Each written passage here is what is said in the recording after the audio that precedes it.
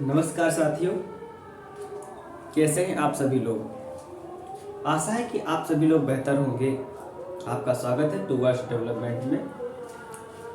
मैं सोच रहा था कई दिनों से कि किस जो मैथ की सीरीज चल ही रही है, लेकिन मैथ की सीरीज में जो यूट्यूब के चैनल पे मेरे जो वीडियोस आ रहे हैं वो केवल स्टूडेंट्स के लिए हैं, जिनको मैथ से लगाव है या उनका मैथ से संबंधित कोई कार्य है तो उनके लिए हो पा रहा था। तो मैंने सोचा था कि एक नई सीरीज स्टार्ट की जाए जिसपे हम सामाजिक मुद्दों की और कुछ ऐसी नैतिक एथिक्स से संबंधित जिम्मेदारियों की मोरालिटी की बात कर सके। उनको हम लोग किस प्रकार से अपने जीवन में इस्तेमाल करेंगे और किस प्रकार अपने जीवन में इस्तेमाल करके उनका एक अच्छा बेहतर रूप दे सकते हैं, उनकी तह तक जा सकते हैं और छोटे छोटे टॉपिक को उठाएंगे, उनके तह तक जाने का प्रयास करेंगे और उनकी भूमिका हमारे में, हमारे समाज में, हमारे जीवन में कहाँ तक हो पाती है, इस चीज़ की जानकारी भी मैं देने का प्रयास करूँगा। आप लोग कमेंट कर सकते हैं कि आज का जब टॉपिक आप लोग देखें उसके बाद विचार कीजिए कि आज के टॉपिक को आपने जो इस वीडियो को देखा, उस पर जो अपना समय खर्च किया, क्या उस समय की पूर्ति मेरे इस टॉपिक कर पा रहा है या वीडियो कर पा रहा है। यदि आपको ऐसा लगता है कि वीडियो देखने पर हमें समय की पूर्ति, जो हमने समय खर्च किया है वो पूरा नहीं हो पाया, तो फिर इस चर्चा का क्या लाभ। तो आइए इस चर्चा को आगे बढ़ाते हैं। और आज बहुत ही बेहतरीन टॉपिक है जो सामान्यतः सभी लोगों के जीवन में यूज होता है, वो है वाणी। कबीर दास, जो श्री हमारे सदगुरु कबीर दास जी ने भी कहा है, ऐसी वाणी बोलिए मन का आपा कोय, औरन को शीतल करे आपो शीतल होय। आज हम वाणी पे बात करेंगे। ये जो हमारे बोलने की जो पद्धति है, हम लोग किस प्रकार जो बोल रहे हैं वो किस प्रकार होनी चाहिए। क्या हमारी वाणी ऐसी होनी चाहिए जिससे हम सामने वाले को हमेशा प्रसन्न कर सके। क्या हमारी वाणी ऐसी होनी चाहिए जिससे हम सामने वाले को हमेशा दुख दे सके। क्या हमारी वाणी में कटाक्ष करने की भावना होनी चाहिए, या हमारी वाणी में एक कह सही सकते हैं कि मक्खन लगाने की भावना होनी चाहिए, या हमारी वाणी में सत्य बोलने की भावना होनी चाहिए। लेकिन जब सत्य बोलने की भावना आ जाती है तो ये हमें समझना पड़ जाएगा कि सत्य आखिर हमें किस अवस्था में और किस समय बोलना है। वाणी बोलने का जो उद्देश्य है,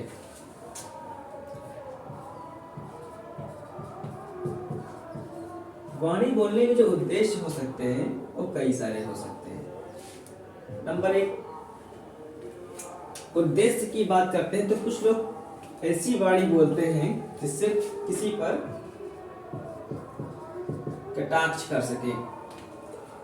कटाक्ष में क्या होता है कि उसकी उपहास उड़ा दे, उपहास ही उड़ाते रहे, किसी व्यक्ति की उपहास उड़ा दे, या फिर किसी अन्य व्यक्ति की तारीफ करें। और तारीफ ऐसे व्यक्ति की करते हैं, जैसे कि मान लीजिए एक व्यक्ति ए के पास बी गया, ए के पास जब बी गया तो बी ने ए से बातें की, लेकिन एक व्यक्ति जहां जो डी है और डी और ए की क्या होती है, बनती नहीं है। तो अगर बी को एक का मजाक उड़ाना है तो दो प्रकार से कर सकता है, या तो डायरेक्ट क्या करे, सीधे इसकी बुराई करे, या ये क्या करे, सीधे इसकी तारीफ करे। तो किसी अन्य व्यक्ति की तारीफ कर सकता है, जो बी हमारा है, ये डी की क्या करेगा, तारीफ करेगा किसके सामने, ए के सामने। और ए की क्या है, डी से दुश्मनी, ए की इससे बनती रही है, तो ए को क्या होगी, तकलीफ होगी। कटाक्ष का मतलब क्या होता है, किसी की बेइज्जती करना, उसे कह सकते हैं कटाक्ष। लेकिन कटाक्ष का उद्देश्य जो होता है वो भी दो प्रकार का हो सकता है। एक होता है कटाक्ष भलाई में, एक कटाक्ष जो हमारा हो जाएगा वो हो जाता है भलाई के लिए। एक होता है सिर्फ उपहास उड़ाने के लिए। भलाई के लिए जब हम किसी पर कटाक्ष करते हैं, जैसे एक व्यक्ति, एक अध्यापक है, टीचर है, और एक बच्चा स्टूडेंट है। स्टूडेंट का जो रवैया है कुछ ठीक ठाक नहीं चल रहा, इसीलिए, और स्टूडेंट इतना बड़ा है, मान लीजिए या एक ग्रेजुएशन का है या फिर 12th में पढ़ रहा है। सामान्यतः भारत में एक प्रथा होती है, प्रथा नहीं कह लीजिए, एक जरूरी चीज हो सकती है किसी के लिए नहीं, कि टीचर बच्चे को पीटे। लेकिन टीचर यहाँ पे बच्चे को पीट नहीं सकता, क्योंकि बच्चा एक बड़ा हो चुका है, बच्चे की एक क्या है भूमिका है क्लास में। तो टीचर क्या करता है, टीचर क्लास में जाता है और एक कटाक्ष करता है, और कटाक्ष पे ऐसे शब्द का प्रयोग करता है जिससे कि वो बच्चा जब टीचर की बात सुने तो बच्चे को ये लगे कि यार ये तो मेरे में कमी है, ये मैंने ऐसा गलत काम किया था, इसीलिए टीचर तो आज मुझे कह रहे हैं। जब टीचर का कटाक्ष बच्चे पर जो यहाँ पे हो रहा है वो है भलाई के लिए, वो हो जाता है भलाई के लिए। और जो दूसरी बात होता है उपहास उड़ाने के लिए, उपहास में हम इसका उल्टा कर देते हैं। मान लीजिए कि एक कोई टीचर स्कूल में पढ़ा रहा है और वहाँ पे एक बच्चा है, स्टूडेंट्स है, स्टूडेंट्स टीचर जो है और स्टूडेंट यहाँ पे बन नहीं रही। तो जो बच्चा है वो गया, रास्ते से जा रहा था स्कूल में, रास्ते में ऑफिस है स्कूल का, स्कूल के ऑफिस में यहाँ पे टीचर बैठे हुए हैं, और बच्चे ने इस गली से निकलते निकलते ऐसी बात कह दी जो इनडायरेक्ट रूप से इस टीचर के लिए थी, लेकिन डायरेक्ट नहीं गई। अगर डायरेक्ट कहता तो इसको संकट हो जाता, बहुत से टीचर और सुन लेते, लेकिन इसने इनडायरेक्ट रूप से क्या कह दी, टीचर के लिए एक बात कह दी, उसे कहते हैं कटाक्ष कह दिया। कि ऐसे कह सकते हैं कि देखा, एक टीचर आते हैं और मेज पे अपने पैर रख के सो जाते हैं, पढ़ाते हैं नहीं, और ऐसी क्रिया करते हैं ये, इनके पर क्या किया गया, इन पे कटाक्ष किया गया। तो यहाँ पे जो उद्देश्य हमारा होना चाहिए, ये अगर हमारा भलाई के लिए है तो हमारा कटाक्ष क्या हो जाता है, सही हो जाता है कुछ हद तक। अगर हमारा उपहास उड़ाने के लिए है तो ये भी क्या हो सकता है, ये दो प्रकार से हो सकता है। एक तो है कि आप उपहास किसका उड़ा रहे हैं, अगर आपका उद्देश्य उपहास के बाद भलाई है तो ये सही है, अगर आप उपहास मजाक के रूप में, किसी को बेइज्जत के रूप में करते हैं तो ये आपका उद्देश्य गलत हो जाता है। इसलिए कटाक्ष जो है वो हम कर सकते हैं, किसमें कर सकते हैं, जब हम कटाक्ष किसी पर करें तो हमारा उद्देश्य जो होना चाहिए वो कटाक्ष के द्वारा उसकी कमियों को उजागर करने के लिए होना चाहिए। कटाक्ष का जो मूल मोटा में कह लो जो उद्देश्य होना चाहिए वो सामने वाले की कमियों को उजागर करने के लिए होना चाहिए। किंतु कटाक्ष का प्रयोग तभी करें जब आप अच्छे से सामने वाले को परख लें। यदि मान लीजिए कोई व्यक्ति ए कोई व्यक्ति बी पर कटाक्ष करता है तो ए को बी की पूर्ण जानकारी होनी चाहिए, उस सब्जेक्ट की जानकारी, उस चीज की जानकारी होनी चाहिए जिस पे क्या हो कटाक्ष करने वाला है। हो सकता है कि उसने कुछ ऐसे फैक्टर देखे हैं जिसके अनुसार उसे लगता है कि यार बी तो बहुत खराब है, लेकिन और भी तो फैक्टर होते हैं, उनको ए ने देखे ही नहीं, तो ए के लिए क्या हो सकता है वो चीज चूक जाएगी। जो कर चीज वो चूक गई और ए की नजरों में बी तो बुरा है, लेकिन उसके अच्छे फैक्टर ए ने देखे नहीं है, तो ए जो कटाक्ष करेगा वो पूर्ण रूप से न्यायिक तो नहीं होगा, न्यायिक नहीं हो सकता। इसलिए कटाक्ष जब करें तो हमें पूर्ण जानकारी होना चाहिए कि हम कैसे कटाक्ष किसी पर कर सकते हैं। अब हम आते हैं दूसरे फैक्टर की बात करते हैं। दूसरा फैक्टर आप लोग सामान्यतः मित्रों में देखते होते हैं, इसे कहते हैं मक्खन लगाना। मक्खन लगाना या फिर यूं कह लीजिए चापलूसी करना। चापलूसी करना। मक्खन लगाना, चापलूसी करना, कोई भी व्यक्ति ये मक्खन और चापलूसी क्यों करता है, ये ऐसी प्रक्रियाएं क्यों करता है? नंबर एक, जो ऐसे लोग होते हैं जो मक्खन लगाते हैं, चापलूसी करते हैं, उनकी बातों में विश्वास जो है वो नहीं हो पाता। और आपको पता चल गया कि कोई व्यक्ति मेरी क्या कर रहा है, मुझे पे मक्खन लगा रहा है, उसकी चापलूसी कर रहा है, तो आप उस पर विश्वास नहीं कर पा रहे हैं। दूसरी बात है, उस जो व्यक्ति मक्खन लगाता है आप पर या चापलूसी करता है, उसका आपके साथ क्या है, बहुत बड़ा स्वार्थ है। स्वार्थ हो सकता है, स्वार्थ है, स्वार्थ की मात्रा बड़ी हो सकती है, छोटी हो सकती है, ये कहना ये तो स्थिति पर डिपेंड करता है। स्वार्थ है, वो आपसे कोई कार्य निकालना चाहता है या उससे आपको कोई क्या है, लाभ हो रहा होता है। फॉर एग्जाम्पल, एक व्यक्ति बी है, ये स्टूडेंट से, इसके पास क्या है, एक बाइक है।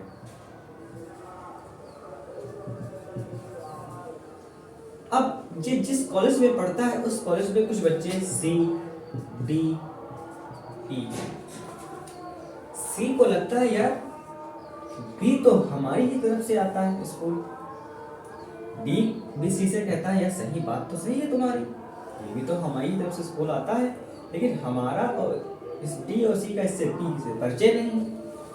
तो डी और सी क्या चाहेंगे यार, चलो बी से मित्रता कर लेते हैं, बी से थोड़ा परिचय कर लेते हैं। जब परिचय कर लेंगे तो कल जब हम लोग कॉलेज आएंगे तो हमको साइकिल से नहीं आना पड़ेगा, हम बी के साथ आएंगे बाइक पर और बी के साथ बाइक पे चले आएंगे। और लाइफ, कॉलेज लाइफ में बाइक से मजा ही होता है। और बच्चों का ई जो है, ई के पास एक साइकिल है और ई के जस्ट पड़ोस में बी रहता है, लेकिन ई कहता है यार मित्रता ठीक है, लेकिन हम इसलिए मित्रता नहीं करेंगे कि उसके पास बाइक है, क्योंकि मेरे पास साइकिल है, मैं साइकिल से खुश हूँ, मैं बाइक से खुश हूँ।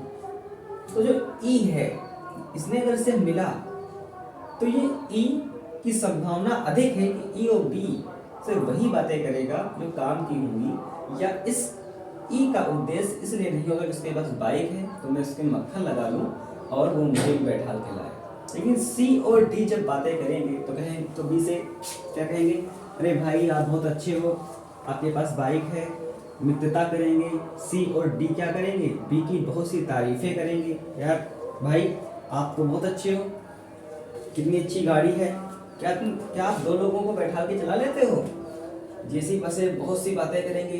बी क्या होगा, फूल के गुप्पा हो जाएगा, बी फूल के गुप्पा, अरे भैया क्यों नहीं, आइए आइए कल से हम आप साथ में आते हैं। फिर क्या होता है, डी और सी बहुत सी इसकी क्या करेंगे, तारीफ करेंगे, डी फूल के गुप्पा हो जाता है। डी और सी और डी की क्या हो जाती है, मित्रता। ये मित्रता से कथा कथित होती है कि हाँ समाज को, दुनिया को, स्कूल के अन्य बच्चों को लगेगा यार बी और सी और डी की बहुत मित्रता है, लेकिन सी और डी की वैल्यू नहीं होती है, क्योंकि जो समझदार व्यक्ति है जानता है कि सी और डी बी के पास इसीलिए आए हैं क्योंकि सी और डी की तुलना में बी अधिक धनवान है। अब बी क्या करेगा, जब मित्रता हो जाएगी तो कुछ धन खर्च करेगा, धन खर्च में क्या होगा, कुछ खाद्य पदार्थ आएंगे, तो खाद्य पदार्थ आएंगे, उन खाद्य पदार्थ को सी खाएगा, उन खाद्य पदार्थ को डी खाएगा। सामान्यतः कॉलेज के बच्चे देखेंगे सी और डी की तो लाइफ बड़ी मस्त जी रही है, अच्छी जी रही है, क्यों, क्योंकि उसका मित्र बी है। लेकिन जो ई वाला होगा, ई को इन दोनों पे क्या आएगी, हंसी आएगी, सोचेंगे यार ये कैसी जिंदगी है, ये लोग खा तो रहे हैं, देखिए इसकी चापलूसी है। मान लीजिए कोई ऐसी घटना हो जाती है जैसे बी की गलती हो जाती है, तो ये लोग जाने या ना अनजाने जानबूझ के भी उसके खिलाफ नहीं जा सकते। अगर ये जानबूझ के खिलाफ चले गए तो बी का व्यवहार सी और डी के प्रति बहुत ही बेकार हो जाएगा। अगर बी के खिलाफ ये लोग चले गए, लेकिन जो ई है, ई ने पहले से ही इससे कोई परीक्षा नहीं की थी, तो ई जो होगा वो आराम से चला जाएगा, सच्चाई की बात कर सकता है क्योंकि इस पे कोई बर्डन नहीं है। तो बातों में विश्वास जो होता है, बातों में विश्वास तो बिल्कुल नहीं हो पाता है, स्वार्थ हो सकता है, ये तो आपसे कोई कार्य कराएगा, ये तो कोई आपसे बात कराएगा, लेकिन कटाक्ष बहुत हद तक सही है यदि उसका उद्देश्य सही हो जाए, लेकिन मक्खन लगाना, चापलूसी करने का उद्देश्य जो होता है वो सही होता ही नहीं। फॉर एग्जाम्पल 3 नंबर पे मैं इसमें बात लिखूंगा, ये लोग आपको, जो लोग मक्खन लगाते हैं वो आपको बाहर से भले हितैषी लगे, किंतु वो होते हैं आपके शत्रु। ये सबसे बड़े शत्रु होते हैं। ये ऐसे शत्रु होते हैं जो आपके पास पल पल आपके साथ रहते हैं, आपकी एक एक बात जानते हैं। फॉर एग्जाम्पल मान लीजिए कि बच्चा है, मान लीजिए उसका नाम अमन है। अमन के एग्जाम आने वाले हैं। एग्जाम में क्या करता है, उसको पढ़ाई करना है, पढ़ाई के साथ साथ उसको सही से क्या करना है, समय का इस्तेमाल करना है। लेकिन इसके अगर कुछ ऐसे मित्र हैं जो इसकी चापलूसी करते हैं, वो क्या कहेंगे, यार यार पढ़ाई क्या करोगे, चलो टहलने चलते हैं, या कोई कैफे में चलते हैं, या कोई कहीं खाने पीने कुछ चलते हैं, क्योंकि तुम तो बहुत बुद्धिमान हो यार, तुम तो पढ़ाई कर लोगे, तुमको पढ़ने की क्या जरूरत है, शाम को पढ़ना, तुमको तो सब याद हो जाएगा। कहेगा, ये कहेगा नहीं नहीं पढ़ाई करना बहुत जरूरी है, क्योंकि एग्जाम आने वाले हैं, अच्छे से पढ़ाई तो करना पड़ेगा। तो ये इनसे कहता है, यार क्या बातें कर रहे हो, तुम तो बहुत होशियार हो, 2 घंटे टहल लो और 2 घंटे में तो 200 पढ़ डालोगे, तुम्हें तो सब याद हो जाता है। और ऐसे लोग ये फूल के गोपा हो सकते हैं। यहाँ पे 2 कंडीशन है, तो कहें भैया आप लोग जाइए, हम नहीं जा सकते। तो हो सकता है ये लोग इनसे क्या हो जाए, क्रोधित हो जाए, थोड़ी देर के लिए नाराज हो जाए। किंतु अमन के पास ज्यादा संभावना होगी, अमन कहेंगे अरे हम तो फूल के गुप्पा हो गए। इनको ऐसा लगा हुआ है हम तो वास्तव में स्मार्ट हैं, अरे हमारे मित्र कह रहे हैं तो 2 घंटे में कवर कर लेंगे, जो ये लोग 4 घंटे में करेंगे तो हम 2 घंटे में कवर कर लेंगे, तो क्यों ना 2 घंटे मस्ती कर ली जाए। तो ऐसे लोग इनकी चापलूसी कर करके इनको खाई में गिराते रहते हैं। और ये खाई में गिराना बहुत ही गहराई की बात हो जाती है, क्योंकि खाई में को गहराई में गिरा रहे हैं और बाहर से लगेंगे, समाज को लगेगा, दुनिया को लगेगा, यार अमन और उसके मित्र तो हमेशा साथ में रहते हैं। तो साथ में रहने वाला मित्र जरूरी नहीं होता है कि आपका क्या हो, कि साथ में रहने वाला मित्र आपका मित्र ही हो। साथ में रहने वाले लोग आपके मित्र होना जरूरी नहीं है। हाँ, जिनकी मानसिकता आपके साथ होती है, ऐसे लोग जो आपकी मानसिकता को ऊंचा उठाने का प्रयास करते हैं, वो मित्र आपके सच्चे होते हैं। ऐसे लोग आपके मित्र नहीं हो सकते, उनकी छोटी सोच होती है और वो हमेशा ऐसी बातें करते हैं कि आपको उसी स्तर पे बनाए रखे, नहीं, आपको हमेशा ऊंचा उठाने का जो प्रयास करता है वही आपका क्या होता है, सच्चा मित्र होता है। तो मक्खन लगा सकते हैं, चापलूसी कर सकते हैं, तो ऐसे बातों में हमें विश्वास नहीं करना चाहिए। और तीसरी बात जो आती है हमारी, वो आ जाती है, सबसे इम्पोर्टेंट बात होती है, वो होती है सत्य बोलना। ये भी वाणी है, सत्य बोलना बच्चों, ये भी वाणी है कि सत्य कैसे बोला जाए। सत्य बोलने वाले व्यक्ति के पास कुछ अनोखी चीज होती है, इसको अपने में संतुष्टि होती है, अपने में संतुष्टि होती है। इसी ना चीर के खड़ा होगा, अच्छे से खड़ा होगा, ऐसे कोई दिक्कत नहीं होगी। भले इसके साथ क्या हो, भीड़ ना हो, भले इसके साथ 4 लोग होंगे, लेकिन अगर 4 लोग इसके साथ टिक गए तो 4 लोगों पे क्या कर सकता है, विश्वास कर सकता है। जहाँ विश्वास नहीं है, क्या ये विश्वास कर सकता है, क्योंकि भीड़ में बहुत से लोग इसके पास आए और चले गए, लेकिन जो 4 टिके हैं उनकी संभावना अधिक है कि 4 जो होंगे इसके साथ ईमानदार होंगे। लेकिन इनके साथ समाज के रूप में, समाज देखिए, समाज सही चीजों को बहुत अच्छे से स्वीकार नहीं कर पाता, धीरे धीरे करता है, धीरे धीरे बदलाव आता है। तो दूसरी बात हो सकती है कि समाज के लिए बुरा आदमी हो सकता है, समाज के लिए ये बहुत बुरा आदमी हो सकता है। लोग कहेंगे इसके पास मत जाना, ये बात हमेशा कड़वी कहता है। कड़वी क्यों ना कहे, आपको किसी को भी कड़वी बात तब लगती है जब आप अगर सही हैं तो आपको सत्य की बात हमेशा मीठी लगेगी। जैसे फॉर एग्जाम्पल एक शरीर है, शरीर में 2 प्रकार के, शरीर में मान लीजिए ये एक क्या है, औषधि है, ये भी क्या है, औषधि है। इस औषधि का काम क्या है, शरीर को स्वस्थ करना, और इसका भी क्या है, शरीर को स्वस्थ करना। तो इसका जब काम शरीर को स्वस्थ करना है, इसका भी काम शरीर को स्वस्थ करना, तो क्या ये आपस में कभी भी दुश्मन बन जाएंगे? नहीं बनेंगे। इसका काम इसे पसंद आता है, इसका काम इसे पसंद आता है। लेकिन अगर इसका काम क्या, शरीर में अस्वस्थ करना, तो क्या हो जाएगा, ये और ये कभी भी मित्र नहीं हो पाएंगे।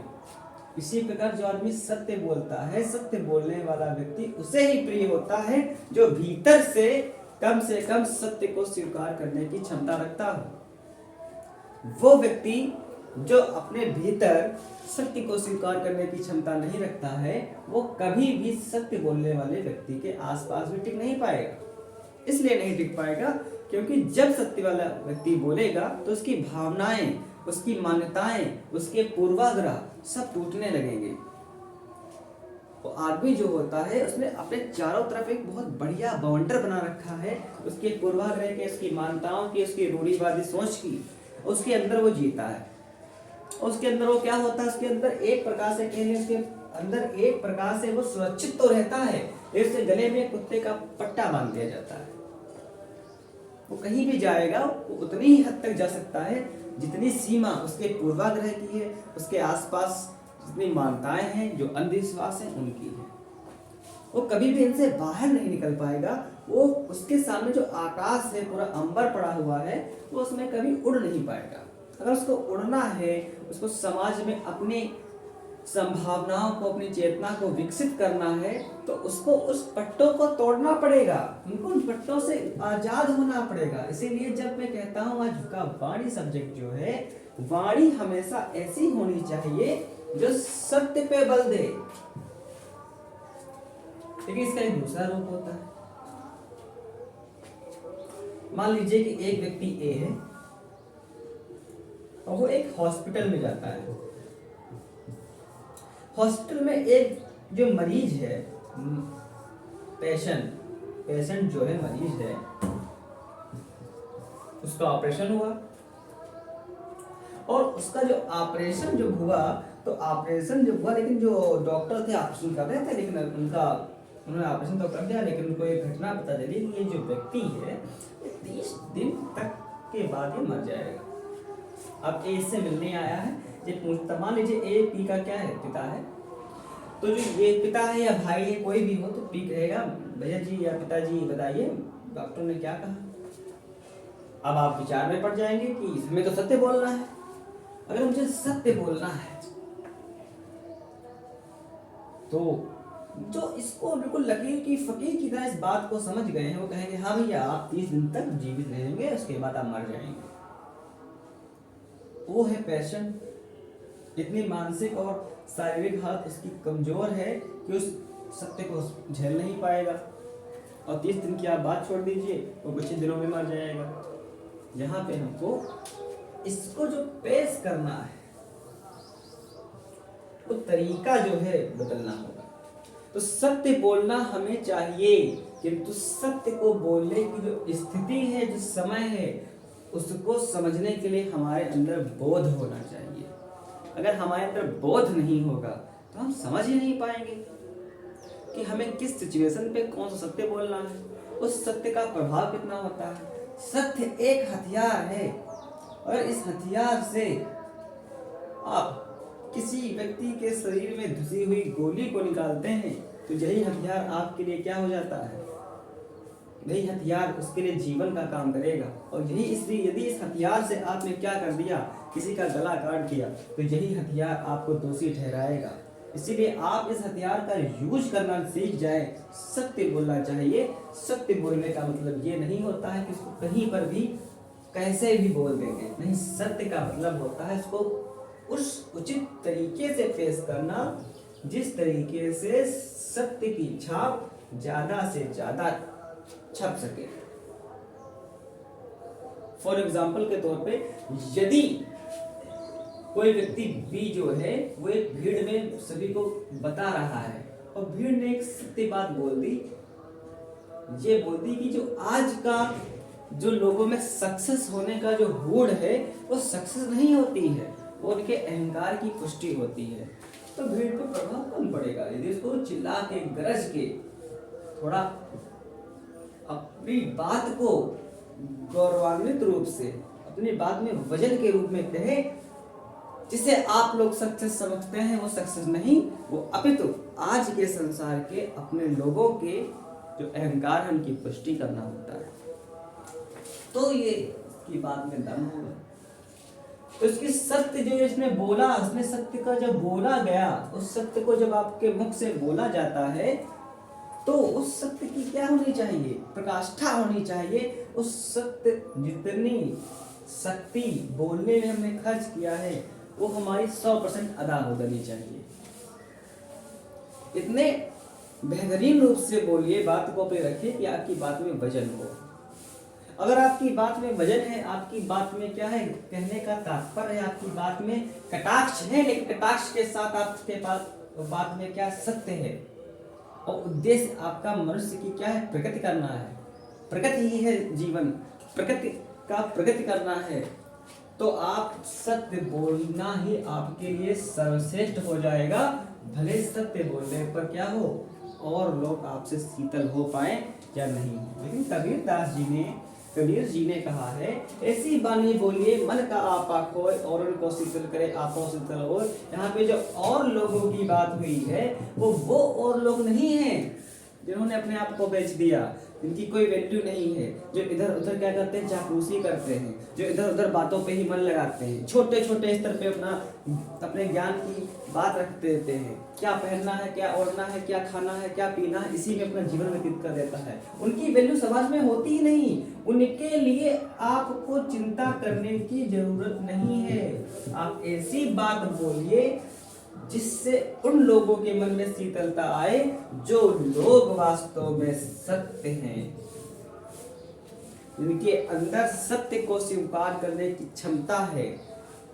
उन लोगों के लिए आपकी बात शीतलता को अनुभव कराने वाली हो सके। और जैसा हमने बताया था, उन सत्य वाले लोगों के लिए आपकी बात तभी शीतल का अनुभव करा पाएगी जब आपके अंदर सत्य बोलने की प्रवृत्ति होगी। जब आप सत्य बोलेंगे, वो सत्य सुनेंगे, वो सत्य सुनने वाले सत्य बोलने वाले से प्रेम करेंगे। इसीलिए कहा गया है, ऐसी बानी बोलिए अब मन का आपा खोए औरन को, मतलब जो सत्य को स्वीकार करने की जो क्षमता है, शीतल करिए और आप बहुत शीतल हो। जब आप सत्य बात करेंगे, आपके अंदर एक ठसक होगी, आपके अंदर एक जज्बा होगा, तब आप क्या करेंगे, आपसे वो लोग बहुत प्रभावित होंगे। जिन्हें सत्य पसंद है वो लोग आपसे दूर भाग जाएंगे, जिन्हें चापलूसी करना पसंद है। इसलिए सत्य बोलने वाले व्यक्ति के दुश्मन हो सकते हैं ज्यादा, लेकिन अगर उसके दुश्मन 10 हैं और उसकी हितैषी मात्र 2 हैं, विश्वास मानिए 2 लोग 10 पे हावी हो जाएंगे। 2 में बड़ी क्षमता है। ये 10 तो सिर्फ उन लोगों की तरह है जो खोखलापन है, 2 ठोस हैं, 2 में दम है। इसलिए वाणी का प्रयोग कैसे भी आप करें, उसका उद्देश्य, उसका तरीका सही होना चाहिए। आई होप आप इस टॉपिक को समझ गए होंगे। तो निष्कर्ष के तौर पे हम कह सकते हैं कि हमारी वाणी जो है वो बिल्कुल, बोलने का तरीका हमारा सरल हो सकता है, वो परिस्थिति पर डिपेंड करता है, थोड़ा कठोर हो सकता है, वो भी परिस्थिति पर डिपेंड करता है। लेकिन वाणी का उद्देश्य हमेशा क्या है, उन्नति होनी चाहिए और उसमें सत्य होना चाहिए। जब आप सत्य बोलेंगे तो सत्य से बोलने वाले हमेशा प्रिय होते हैं सत्य को सुनने वालों से, और सत्य के सुनने वाले आपसे क्या होंगे, आपकी वाणी से शीतलता का अनुभव करेंगे। और फिर हमारा वास्तविक रूप से कबीर जी का जो दोहा है, उन्होंने जो बात कह गई है वो सत्य हो जाएगी। ऐसी बानी बोलिए मन का आपा खोए औरन को, जो सत्य को जानने वाले हैं उनका मन औरन को शीतल करें, आप बहुत शीतल होए और आपके भीतर एक संतुष्टि होगी। वो संतुष्टि आपसे कोई भी छीन नहीं सकता। तो आई होप आपको ये बात समझ में आई होगी। तो आज से बच्चे जो वाणी का इस्तेमाल करें बहुत ही ध्यान समझ के करें। मक्खन और चापलूसी लगाने की जरूरत नहीं है किसी में भी। आप सही बात कहिए, बस सही बात कहने के तरीके हैं कि किस स्थान पे हमें सरल तरीके से कहना है, किस बात पे थोड़ा कठोर रूप से कहना है।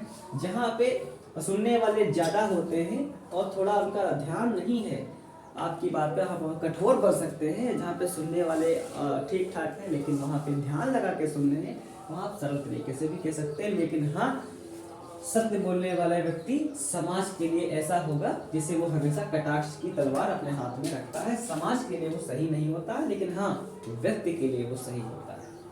व्यक्ति को हमेशा वो सही राह दिखाएगा, समाज के लिए वो सही नहीं हो सकता। शायद हो भी सके, लेकिन समाज में बहुत से धंधे इसके कारण बंद हो जाएंगे। इसलिए व्यक्ति को उन्नति बनाने में सहायक होता है सत्य, ना कि समाज को। लेकिन जब व्यक्ति उन्नत होगा तो वास्तविक रूप से समाज भी उन्नत हो जाएगा। ठीक है, आई होप आपको ये बात समझ में आई होगी। और मैं चाहता हूं कि इसी प्रकार से आप अपने भीतर एक नई प्रवृत्ति का उजागर कीजिए। जैसे कि आज हमने सीखा, जो हमको बोलना चाहिए उसमें सत्य की बात, सत्य का वजन होना चाहिए कि जब आप बोलें तो आपकी बात में रिसर्च हो, आपकी बात में तथ्यात्मक बात रखें, उड़ूल जुड़ूल बातें ना रखें। किसी से चर्चा करें तो आपकी बातों में क्या होनी चाहिए, पकड़ होनी चाहिए, समझ होनी चाहिए, तथ्यात्मक बात हो, उड़ूल जुड़ूल बातें नहीं होनी चाहिए। और जब आप बोलें तो उसका काट पाना, उस बात को काट देना इतना आसान नहीं हो। इसलिए आज की चर्चा को हम यहीं पर विराम देते हैं और हम लोग मिलेंगे नेक्स्ट चर्चा में।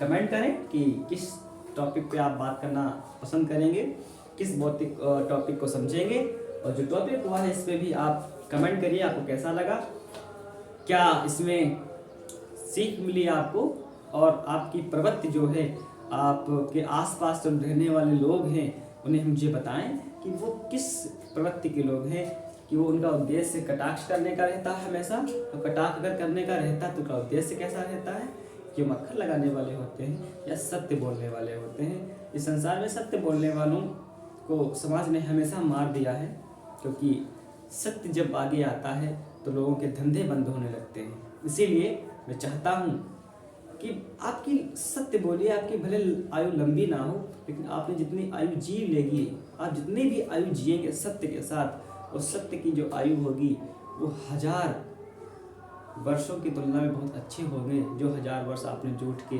चापलूसी करने में लगा दिए। ठीक है, मिलते हैं। आशा है आपको अच्छे से रहेंगे। जय हिंद।